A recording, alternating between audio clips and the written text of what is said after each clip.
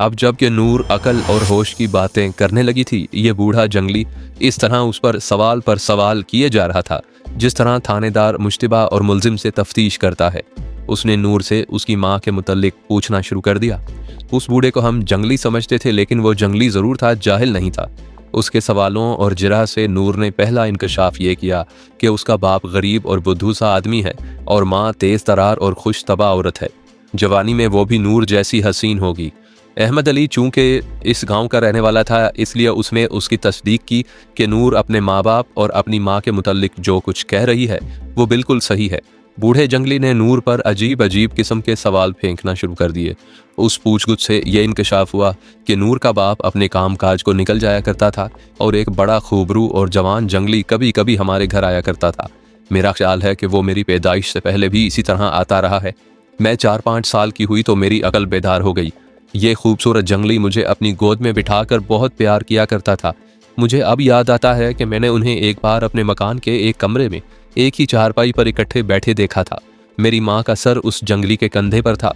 मैं उस वक्त यही समझती थी कि ये कोई हमारा मामू या चचा है। आज जबकि मैं जवान हूँ तो मैं समझ गई हूँ कि वो मेरी माँ के इतने करीब क्यों बैठा हुआ था। उस जंगली का लिबास कैसा होता था? बूढ़े जंगली ने पूछा। क्या वो हमारी तरह नंगा होता था? नहीं, नूर ने कहा। उसने एक चादर इस तरह लपेट रखी होती थी कि एक तरफ से कंधे के ऊपर से जाती थी, दूसरा कंधा नंगा रहता था और चादर साड़ी की तरह उसके पांव तक जाती थी।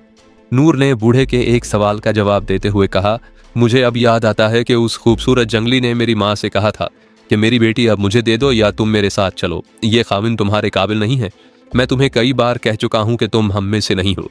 नूर ने कुछ देर सोचकर बताया कि वो उस वक्त अभी छोटी थी, लेकिन वो बात उसे याद आ गई है। उसका बाप 3-4 दिनों के लिए कहीं चला गया था। ये खूबसूरत जंगली रात को हमारे घर में आ जाता था, मेरे साथ बहुत प्यार करता और मुझे कंधे से लगाकर उठाए उठाए फिरता था और वो सो जाती थी। एक रात उसकी माँ और ये जंगली ये समझे कि नूर सोई हुई है, लेकिन वो जाग रही थी। जंगली उसकी माँ से कह रहा था, इस लड़की को एक ना एक दिन मेरी दुनिया में ही आना है, ना आई तो मैं इसे खुद ले जाऊंगा। अहमद अली, जो बूढ़े जंगली और नूर की बातें खामोशी से सुन रहा था, अचानक बोल पड़ा, जैसे इस बात को वो पहले भूला हुआ था। मुझे अब याद आया है, अहमद अली ने कहा और नूर की तरफ देख कर बोला, नूर तुम बुरा ना मानना, मैं तुम्हारी माँ के मुतल्लिक बात करने लगा हूँ। उनके मुतल्लिक जो कुछ कहना चाहते हो कह डालो। नूर ने कहा, मैं उन्हें तुम्हारी खातिर हमेशा के लिए छोड़ आई हूँ। तुम मेरी माँ के मुतल्लिक कुछ भी ना कहो तो भी मुझे मालूम है कि तुम क्या कहना चाहते हो। मैं जवान हूँ, मैं औरत के दिल का हाल अच्छी तरह समझ सकती हूँ। वो खूबसूरत जंगली जो एक चादर में लिपटा हुआ मेरी माँ के पास आया करता था, उसके साथ मेरी माँ ने दोस्ताना गांठ रखा था। मैं अभी छोटी ही थी कि उसने आना छोड़ दिया था और मैं माँ से पूछती रहती थी कि वो कब आएगा। अपने बाप की निस्बत मुझे उससे ज्यादा प्यार था, और प्यार इसलिए था कि वो ही तुम्हारा बाप था। बूढ़े जंगली ने कहा, तुम्हारी आंखें उसकी आंखें हैं, तुम्हारी पेशानी उसकी पेशानी और तुम्हारे होंठ उसके होंठ हैं। वो कहाँ है? नूर ने बेताबी और इश्तियाक से पूछा। मैं तुम्हें उसी के पास ले जाने के लिए आया हूँ, बूढ़े जंगली ने कहा। मैं तुम्हें तुम्हारे बाप के पास ले जाऊंगा। उसने अहमद अली की तरफ देखकर कहा, तुम क्या कहना चाहते हो? तुम्हें कुछ याद आया था? मुझे यही याद आया था जो नूर ने खुद ही बता दिया है, अहमद अली ने कहा। मैं उसी गांव का रहने वाला हूँ, लेकिन वहाँ बहुत थोड़ा रहा हूँ। अगर नूर उस गांव में ना होती तो मैं शायद वहाँ कभी भी न जाता। मैंने सुना था कि नूर की माँ ने जवानी में, जब नूर बहुत छोटी थी, एक पहाड़ी जवान के साथ ताल्लुकात कायम रखे थे। सब कहते थे कि वो खूबसूरत और तनोमन जवान था। नूर की माँ जवानी में नूर से ज्यादा खूबसूरत रही है।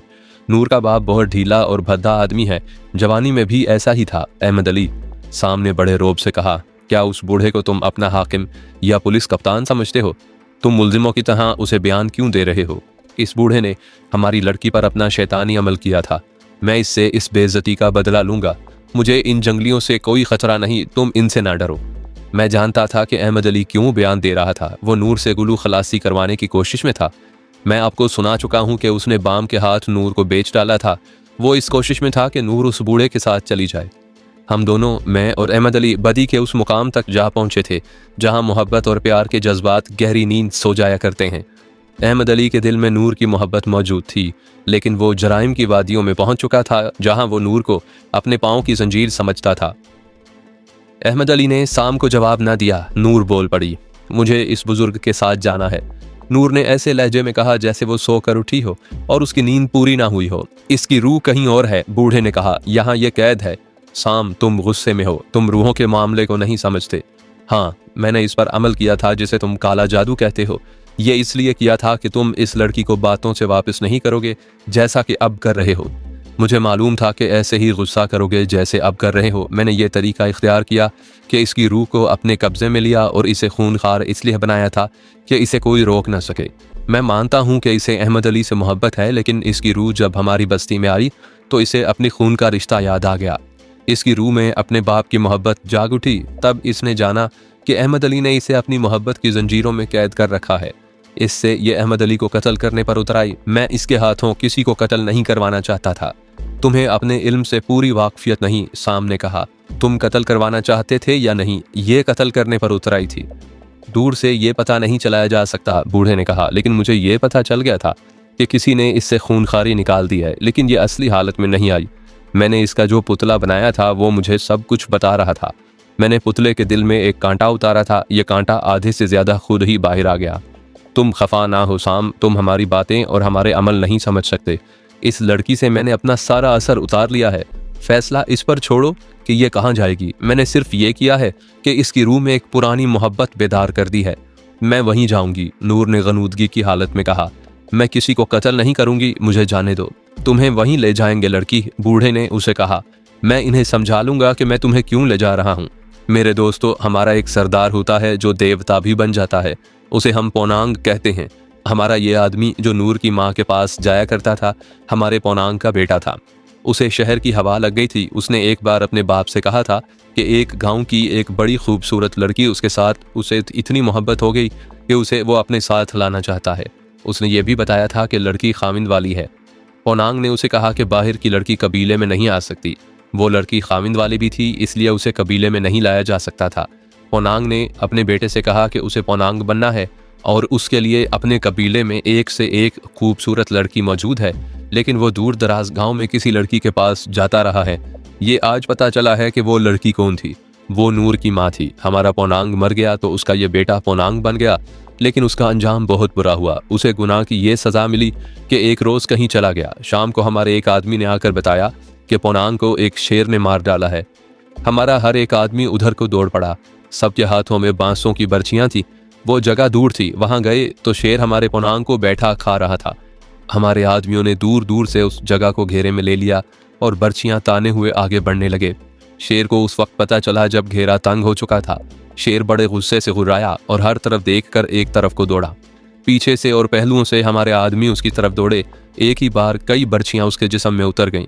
हमने शेर का दिल निकाल लिया और उसकी दुम काट ली। शेर जिस इंसान को खा लेता है, उसकी रूह शेर की दुम के साथ चिपक जाती है। हमने शेर का दिल पानी में उबाल कर अपने कबीले के हर एक मर्द और हर एक बच्चे को एक एक घूंट पिला दिया। इससे मर्दों में शेर की खूनखारी और दलेरी पैदा हो जाती है। पोनांग का आधा जिस्म खाया जा चुका था। उसका हम सर काट लाए, जो हमने खुश्क करके रखा हुआ है। अब हमें अगले पोनांग की ज़रूरत थी। उस पोनांग की कोई औलाद नहीं। मुझे याद आया कि मैंने एक रोज़ उस पोनांग से कहा था कि उसने अभी तक शादी नहीं की, तो आइंदा पोनांग कहाँ से आएगा। उसने जवाब दिया था कि मेरे बाद एक लड़की पोनांग होगी जो पैदा हो चुकी है और वो मेरी बेटी है। उसने ये भी बताया था कि लड़की की उम्र 10-12 साल हो गई है। उसे यहाँ ले आऊँगा, लेकिन 3-4 चांद के बाद वो मारा गया। पोनांग का कहा टाला नहीं जा सकता। हम इतने अरसे से उस लड़की को तलाश कर रहे थे। हमारा जो कबीला पोनांग के बगैर रह जाता है, वो अपने दुश्मन के सामने सर नहीं उठा सकता। मैं अपना हिसाब किताब जोड़ता रहा और उस तारीकी में भी देखता रहा जहाँ तुम लोग या हर कोई नहीं देख सकता। मुझे इसके सिवा कुछ नज़र न आया कि पोनांग कहीं ना कहीं मौजूद है। हमें यह भी मालूम नहीं था कि हमारा पोनांग किस गांव में जाया करता था। हमारा सारा कबीला इतना अरसा पोनांग की वापसी के लिए एक ख़ास इबादत करता रहा और हर साल एक बूढ़ी औरत अपनी उंगली की कुर्बानी देती रही। हर साल कोई ना कोई बूढ़ी औरत अपनी दरमियानी उंगली हथेली के करीब से काट कर मुकद्दस आग में डालती है और मुझे ये लड़की नज़र आ गई। मैंने इसे देखा तो मुझे अपने अंदर से आवाज़ आई कि ये है पोनांग। देवताओं ने हमारी बूढ़ी माँओं की कुर्बानियाँ कबूल कर ली हैं। साम, तुमने मुझे राइफलों और पिस्तौलों से डराया है और मैं तुम्हारे साथ आ गया हूँ, लेकिन मैं राइफलों और पिस्तौलों से डर कर नहीं आया। मैं इस डर से आ गया हूँ कि हमारे और तुम्हारे दरमियान मोहब्बत और दोस्ती का जो मुआहिदा है वो कायम रहे। मेरे कबीले में ये खबर फैल गई है कि पोनांग वापस आ गई है। अगर तुमने हमारी पोनांग को अपने कब्जे से ना छोड़ा तो मेरा कबीला तुम्हारी राइफलों और पिस्तौलों की परवाह नहीं करेगा तुम्हारे पास इतनी ताकत नहीं। ताकत हो या ना हो, मुझे जाना है। नूर ने, जो पहले गनूदगी से मैं बोली थी, अब बेदारी की आवाज में कहा, अहमद अली, अगर तुम मेरे साथ चलोगे तो चले चलो, नहीं चलोगे तो मैं अकेली चली जाऊंगी। पोनांग, बूढ़े ने नूर के आगे सर झुकाकर कहा, तुम अपने साथ किसी को नहीं ले जा सकती। जमीन के इंसानों के साथ तुम्हारा ताल्लुक टूट चुका है। तुम्हारी इबादत की जाएगी, तुम्हारा हुक्म चलेगा। जमीन का कोई मर्द तुम्हारा खामिन नहीं हो सकता। नूर का रद्द-ए-अमल कुछ भी न था। हम सब पर खामोशी तारी हो गई। ऐसे लगता था जैसे हम सब बोलने की ताकत से महरूम हो गए हों। बूढ़े ने हम सब की तरफ बारी बारी देखा। उसने शायद हम पर कोई पुरस्रार अमल कर दिया था। वो उठा और नूर के आगे दोजानू बैठ गया। उसने हाथ जोड़े और सर झुका दिया। फिर वो उठा और झुककर उसने एक बाजू दरवाजे की तरफ किया। नूर ने हम में से किसी की तरफ देखा भी नहीं। वो गर्दन ताने दरवाजे की तरफ बढ़ी। बूढ़ा उसके पीछे पीछे चल पड़ा। हम तीनों थोड़ी देर के बाद बेदार हुए और बाहर निकल गए। हम बुलंदी पर थे। बूढ़ा और नूर ढलान से उतर गए थे। क्या तुम समझ सकते हो कि यह सब क्या है? मैंने हैरत ज़दा लहजे में पूछा। कुछ भी है, मुझे खुशी है कि वो चली गई है, अहमद अली ने कहा। मैं अब आज़ाद हूँ। मुझे ये समझाओ कि नूर वाकई इन जंगलियों में से किसी की बेटी है? मैंने पूछा। सबूत कौन दे सकता है? अहमद अली ने जवाब दिया। ये शहादत तो मौजूद है कि उसकी माँ के पास एक जंगली आया करता था। मैं इसलिए इस बात को सच मानता हूँ कि नूर की आदतें इन जंगलियों जैसी हैं। हमारे इलाके के लोग इस तरह खूनखार नहीं होते जिस तरह नूर है। तुमने देखा नहीं था कि उसने बाम को किस तरह कत्ल कर दिया था? उसे कत्ल किए बगैर भी वो उससे आज़ाद हो सकती थी। उसने बाम की शहरग उंगलियों से चीर डाली थी। फिर किस तरह जंगल में वो हमारे ताक़ुब में आई थी। अब उस जंगली बूढ़े ने उस पर काला जादू कर दिया तो ये कत्ल करने पर उतर आई। हालांकि बूढ़े के अमल पर कत्ल करवाने का कोई असर नहीं था। नूर के खून में उन जंगलियों के खून की मिलावट है। मेरा ख्याल था कि यह लड़की तुम्हारे काम की है, साम ने कहा। यह तुम्हें घर भेदी का काम दे सकती थी। इसके जरिए तुम लखपति शिकार फांस सकते थे। नहीं साम, अहमद अली ने कहा। इस लड़की ने बाम के घर मुझे और खानू को शराब नहीं पीने दी थी। क्या मुझे ये डकैती और राजनी की वारदातें करने देती? ये बड़ी खतरनाक लड़की है साम। इसकी मोहब्बत भी खतरनाक थी। क्या उस बूढ़े के हाथ में ऐसी ताकत वाकई है जिससे उसने इतनी दूर से नूर पर यह अमल कर दिया था? मैंने पूछा। ये ताकत तुम भी अपने आप में पैदा कर सकते हो, साम ने कहा, लेकिन किसी की शागिर्दी में बैठना पड़ेगा और रात रात जागना पड़ेगा। इसे काला इल्म या जादू कहते हैं। ये कोई अजीब काम नहीं। नूर पर अभी तक इस अमल का असर था। उसे ये लोग रूह पर असर कहते हैं और इसको ये मजहब कहते हैं। वैसे ये लोग हमारे काम के हैं, इसीलिए हमने उनके साथ दोस्ती बनाकर रखी है। एक ये दुनिया है जिसे मुहज़्ज़ब दुनिया कहते हैं, यानी इसमें तहजीब और तमद्दुन है। एक वो दुनिया है जिसकी मैं आपको कहानियाँ सुना रहा हूँ। उसे तहजीब और तमद्दुन से दूर रफ्तादा, पसमानदा और जंगलों की दुनिया कहा जाता है। अगर मैं आपसे कहूँ कि आपकी मुहज़्ज़ब दुनिया में भी जंगली पाए जाते हैं तो आप मुझे जंगली और पसमानदा कहेंगे, जो तहजीब और पसमानदगी के फ़र्क को नहीं समझता। मैं आसाम के जिन जंगलियों की कहानियाँ सुना रहा हूँ वो इंसानी खोपड़ी को सबसे ज़्यादा काबिल कदर तोहफ़ा समझते थे। उनका कोई लिबास नहीं था। आज भी वहाँ कई कबीले मौजूद हैं जो नंग धड़ंग रहते हैं और उन्होंने अपने रस्म व रिवाज और अकीदों में आज तक रद्दो बदल नहीं किया। वो अपने अकीदों और अपने असूलों के मुकम्मल वफादार रहते हैं। उन्होंने इखलाकियात का जो ढांचा बना रखा है उसके साथ वो बेवफाई नहीं करते। महज़्ज़ब दुनिया में मजहब तक को अपनी ख्वाहिशात और अपने मफाद के सांचे में ढाल लिया जाता है। वो लोग मुजरिमों को और बड़े बड़े ख़तरनाक डाकुओं को पनाह देते थे, लेकिन तहजीब और तमद्दुन की दुनिया में तहजीब और कल्चर के पर्दे में ऐसे ऐसे जुर्म होते हैं जो इंसानियत का सर झुका देते हैं। हमारा कल्चर सरापा फरेब और अय्यारी है। हाँ, मैं गुनाहगार हूँ।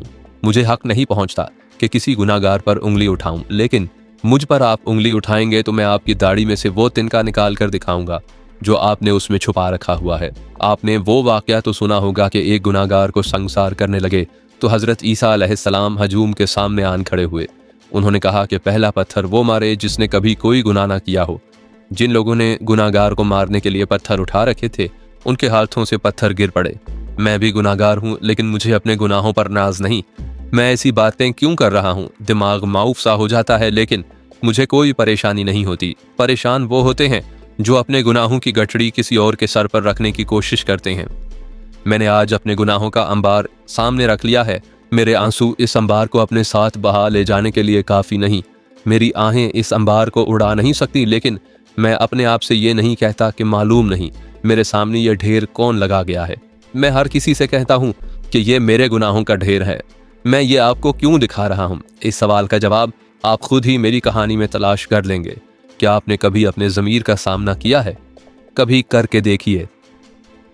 अगर आप में अपने ज़मीर का सामना करने की हिम्मत नहीं है तो आइए मैं आपको अपना ज़मीर दिखा देता हूँ। मुझ जैसे गुनाहगारों से आपका माशरा भरा पड़ा है।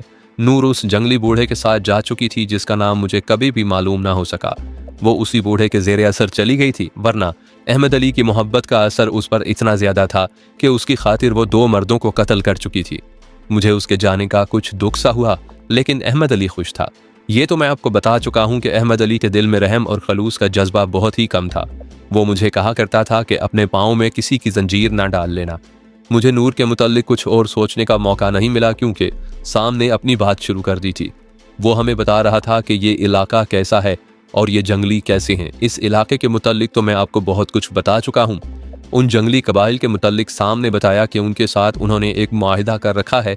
मैं शायद आपको बता चुका हूँ कि बड़े ख़तरनाक और नामी ग्रामी डाकू और राहजन इस इलाके में आकर आबाद हो गए थे। ये इलाका दुश्वार गुजार था। पुलिस के लिए वहाँ तक पहुँचना बहुत ही ख़तरनाक था। कबल अज़ वक्त इत्तला मिल जाती थी कि पुलिस आ रही है। पुलिस को घात में लेकर भगा दिया जाता था। वहाँ तो डाकुओं को पकड़ने के लिए फ़ौज की ज़रूरत थी। इन जंगलियों के साथ डाकुओं और राहजनों ने यह मुआहिदा कर रखा था कि उन पर कोई मुसीबत आ पड़े तो ये जंगली लोग उन्हें अपने इलाके में ऐसी जगहों में छुपा लेंगे जहां हवा भी उन तक ना पहुंच सके। पुलिस या फौज से मुकाबले की सूरत पैदा हो जाए तो जंगली उन लोगों की मदद करेंगे। उस मदद के एवज जंगली जराइम पेशा लोगों से सिर्फ एक चीज़ लेते थे। ये चीज़ थी एक नौजवान लड़की जिसे ये जंगली इंसानी कुर्बानी के लिए इस्तेमाल करते थे। वो इन डाकुओं और राहजनों से हर साल एक लड़की वसूल करते थे। मुआहदे में यह भी था कि अंग्रेज़ कभी जंगली कबाइल पर फौज या पुलिस चढ़ा दें तो तमाम डाकू और राहजन उनकी मदद करेंगे। जंगलियों और डाकुओं ने भाईचारे की बड़ी प्यारी फ़ज़ा बना रखी थी। यहाँ मैं आपको ये भी बता दूँ कि अंग्रेज़ों की फ़ौज और पुलिस का ख़तरा हर वक्त मौजूद रहता था। अंग्रेज़ अपने कानून का बड़ा ही पक्का था। कानून शिकनी को कभी बर्दाश्त नहीं करता था। आपको मालूम होगा कि अंग्रेज़ों ने जब इस मुल्क में अपनी बादशाही कायम की उस वक्त ये मुल्क डाकुओं और राहजनों के गिरोहों से भरा पड़ा था। अंग्रेज़ों ने आकर उनके खिलाफ फ़ौज को भी इस्तेमाल किया। बाज़ डाकुओं ने तारीख़ में नाम भी पाया है। अंग्रेज़ों को मालूम था कि आसाम के इस इलाके में डाकू और राहजन रहते हैं और मफरूर मुजरिम यहीं आकर छुपते हैं। अंग्रेज़ों ने पुलिस और फ़ौज से बाकायदा हमला अभी नहीं किया था, लेकिन अपने मुखबरों और जासूसों के ज़रिए वो किसी न किसी मुजरिम को पकड़ लेते थे। क्या तुम दोनों मेरे गिरोह में शामिल होगे? सामने हमसे पूछा। तुम क्या समझते हो? अहमद अली ने कहा। हम तुम्हें गिरफ्तार करवाने तो नहीं आए, हम तुम्हारे ही पास आए हैं। हमें अपने गिरोह के आदमी समझो। तुम ज़रा आराम कर लो, साम ने कहा। मैं रात का इंतज़ाम करके आता हूँ। और वो चला गया। अब क्या होगा? मैंने अहमद अली से पूछा। अब वही होगा जिसके लिए हम यहाँ आए हैं। हम चूँकि साम के गिरोह में शामिल हो गए हैं, इसलिए ये आज रात या कल रात एक जश्न का इंतज़ाम करेगा। उसमें हमसे हलफ लिया जाएगा कि हम अपने गिरोह के सरदार के साथ, गिरोह के हर फर्द के साथ और दूसरे गिरोहों के साथ पूरी तरह वफादार और दयानतदार रहेंगे। तहजीब याफ्ता दुनिया में भी हलफ लिए जाते हैं, लेकिन इस हलफ पर कितने लोग कायम रहते हैं? एक हलफ हमसे भी लिया गया।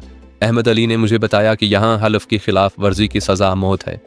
जश्न उसी रात मनाया गया, लेकिन वो चोरों और डाकुओं का हल्ला गुल्ला या उछल कूद नहीं थी, बल्कि एक मुनज़्ज़म सी तकरीब थी। मालूम नहीं कहाँ कहाँ से ये आदमी आ गए थे जो इस तकरीब में शरीक थे। उनकी तादाद 40 के लगभग थी। उनमें 4-5 जंगली थे जिन्हें मुआहदे के मुताबिक उस तकरीब में मदऊ किया गया था। बाहर मैदान में बहुत सी मशलें जलाकर इधर उधर रख दी गई थीं। खाना मुहज़्ज़ब दुनिया जैसा पुरतकल्लुफ़ नहीं था। 3 दुम्बे सालम रोस्ट किए गए थे। बहुत से परिंदे भी पकाए गए थे जिनके मुतल्लिक मुझे बताया गया कि ये जंगलियों की तरफ से तोहफे के तौर पर आए हैं। जिन मटकों में पानी होता है वो शराब से भरे हुए थे। वहाँ जितने आदमी मौजूद थे सब ने मेरे साथ और अहमद अली के साथ हाथ मिलाए। फिर एक बूढ़ा आदमी आया। साम और 2 आदमी उसके पीछे पीछे चले आ रहे थे। उनके अंदाज से पता चलता था कि ये बूढ़ा, जो शक्लो सूरत से हिंदुस्तान के किसी इलाके का मालूम होता था, कोई मामूली आदमी नहीं। ये उनका पीर उस्ताद होगा। एक जगह बड़ा खूबसूरत कालीन बिछाया गया था जिस पर गोल तकिए रखे गए थे। बूढ़े को उस कालीन पर बिठाया गया। हर एक आदमी उस बूढ़े के आगे जाकर घुटनों के बल बैठता, उसके पांव छूता और उससे हाथ मिलाकर पीछे हटाता। जब सब उस बूढ़े से मिल चुके तो अहमद अली ने मुझे बाजू से पकड़ा और उस बूढ़े के सामने ले गया। पहले अहमद अली ने घुटनों के बल बैठकर उसके पांव पकड़े, फिर मैंने भी ऐसे ही किया। बूढ़े ने अपना एक हाथ अहमद अली के कंधे पर, और दूसरा मेरे कंधे पर रखा। उसने धीमी सी आवाज में कहा, काली देवी तुम्हारे साथ है, दिल से सब खौफ निकाल दो और दिल से उस दुनिया की मोहब्बत भी निकाल दो जहां तुम पैदा हुए थे। सामने हम दोनों को वहीं बैठने का इशारा किया। हम उस बूढ़े से जरा हटकर बैठ गए। अचानक कुछ साज बजने लगे। मैंने इधर उधर देखा लेकिन कुछ नजर ना आया। हमारे साथ ही एक तीकरी थी जिस पर बड़े खूबसूरत दरख्त और बड़ी हरी भरी घास थी। उस तीकरी के पहलू में से 4 जंगली निकले। वो अपने बनाए हुए बांसों के साज बजाते आ रहे थे। बांसों से उन्होंने अपनी बांसुरी और शहनाइयां बना रखी थी।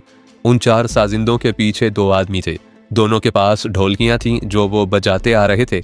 ये जब टीकरी से आगे आ गए तो उनके पीछे पीछे 6 जंगली लड़कियां नमूदार हुईं जिनके हाथ में करीबन फुट लंबे बांस थे। वो ढोलकियों की ताल पर ये बांस एक दूसरे पर मारती आ रही थी। उनके चलने का अंदाज एक रक्स था। मैं साजों के उस नगमे को और सुरताल को अल्फाज में बयान नहीं कर सकता। मैं लड़कियों के हुस्न को भी बयान नहीं कर सकता। उनके सिर्फ सतर सफ़ेद सफ़ेद चौड़ी पट्टियों वाले फूलों से ढांपे हुए थे। बाकी जिस्म उरियां थे। उनके खुले हुए बाल, उनके चमकते हुए उरियां कंधों, पीठ और सीने पर उनकी हरकत और हवा के झोंकों से लहरा रहे थे। वो रक्स की अदाओं से साजिंदों के पीछे चलती बूढ़े उस्ताद के सामने आई। सब ने बूढ़े के आगे सर झुकाया और सब मुस्कुराई। साजिंदे एक तरफ हो गए। लड़कियों ने गोल दायरे में होकर ऐसा रक्स किया जैसे उनके जिस्मों में कोई हड्डी नहीं और वो नरम से रबड़ की बनी हुई हों। उनके जिस्मों की ये हरकत और रक्स की हर अदा मर्दाना जज्बात के लिए इश्ताल अंगेज थी। लेकिन मैं आपको सच बताता हूं कि मशालों के रक्स करते शोलों की रोशनी में उन लड़कियों के रक्स ने ऐसा तासुर पैदा कर दिया था कि शैतानी जज्बात जैसे मर ही गए थे। अलबत्ता रुमान जाग पड़े थे। यही जी चाहता था कि उन लड़कियों से जरा हटकर बैठे रहें और ये रक्स करती रहें। कभी यूं लगता जैसे ये तितलियां हैं और फूलों पर मखमूर हालत में बैठी अपने परों को फड़फड़ा रही हैं। कभी ऐसे लगता जैसे ये जलपरियां हैं और चांदनी जैसे शफाफ पानी में इचखेलियां करती तैर रही हैं और ये हकीकत नहीं बल्कि हमारा तसव्वुर है। अहमद अली ने मुझे बताया कि ये इन जंगलियों का एक ख़ास रक्स है जो ये अपनी किसी बहुत बड़ी और बड़ी ही मुकद्दस तकरीब में किया करते हैं। इनके हाथ में बांसों के जो टुकड़े थे वो एक दूसरे पर यूं मार रही थी जैसे एक घड़ियाल बज रहा हो।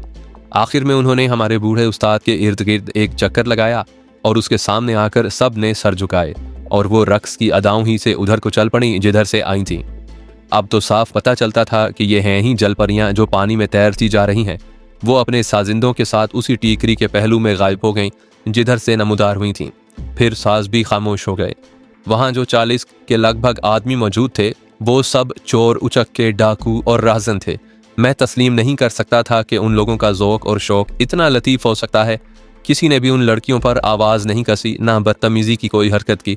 हालांकि सब शराब पी रहे थे। शराब इंसान को इंसानी कदरों से महरूम कर देती है, लेकिन उन गुनाहगारों और बदकारों पर सन्नाटा तारी था। मेरा ख्याल था कि जिस तरह मुझ पर एक बड़े ही हसीन ख्वाब का तासुर छा गया था, यही कैफियत उन सब पर भी तारी थी। मैं समझा था कि लड़कियों का रक्स अगर 1 मिनट नहीं तो 2 मिनट तक रहा होगा, लेकिन बाद में अहमद अली ने मुझे बताया कि वो कमोबेश आधा घंटा हमारे सामने नाचती रही थी। मैं उस ख्वाब से अभी बेदार नहीं होना चाहता था, लेकिन सामने हमारे पीछे आकर हम दोनों को उठाया। बूढ़े उस्ताद के सामने कालीन से जरा हटकर छोटी छोटी लकड़ियां इकट्ठी रखी हुई थी। शाम के इशारे पर एक आदमी एक मशाल उठा लाया जो उसने उन लकड़ियों पर रख दी। उस आदमी ने मशाल हटा ली और मशाल का डंडा वहीं जा गाड़ा जहां से उसने उखाड़ा था। मुझे और अहमद अली को उस आग के करीब खड़ा कर दिया गया। एक आदमी खुला हुआ खंजर दोनों हाथों पर रखे बूढ़े उस्ताद के सामने गया। उसने घुटने टेक दिए, सर झुका दिया और दोनों हाथों पर रखा हुआ खंजर बूढ़े के आगे कर दिया। बूढ़ा खंजर लेकर उठा और हमारे पास आ गया। उसने खंजर पहले मुझे दिया और बड़ी साफ उर्दू में मुझे कहा कि मैं खंजर की नोक अपनी छोटी उंगली में मारूं और खून के जितने कतरे निकले वो इस आग में गिराऊं। मैंने खंजर की नोक अपनी छोटी उंगली में मारी और उंगली आग के ऊपर मौलिक कर दी। मेरे खून के कतरे आग में गिरने लगे। बूढ़े उस्ताद ने मेरे हाथ से खंजर लेकर अहमद अली को दिया। अहमद अली ने भी खंजर की नोक से अपनी छोटी उंगली में से खून निकाला और उसके 5-6 कतरे आग में गिरा दिए। बूढ़ा हमारे सामने खड़ा था। उसके और हमारे दरमियान आग थी जिसकी तपिश हम बड़ी शिद्दत से महसूस कर रहे थे। मैं जो कहूँ वो मेरे साथ साथ कहते जाओ। बूढ़े उस्ताद ने कहा, अपना अपना नाम लो, अपनी अपनी माँ का नाम लो। अब कहो कि मैं अपने दोस्तों को, खा वो मेरे गिरोह हैं या किसी और गिरोह में हैं, मैं धोखा नहीं दूंगा। अगर मैं पकड़ा गया तो अपने किसी आदमी की निशानदही नहीं करूंगा। अपने किसी भी साथी की जान बचाने के लिए अपनी जान कुर्बान कर दूंगा।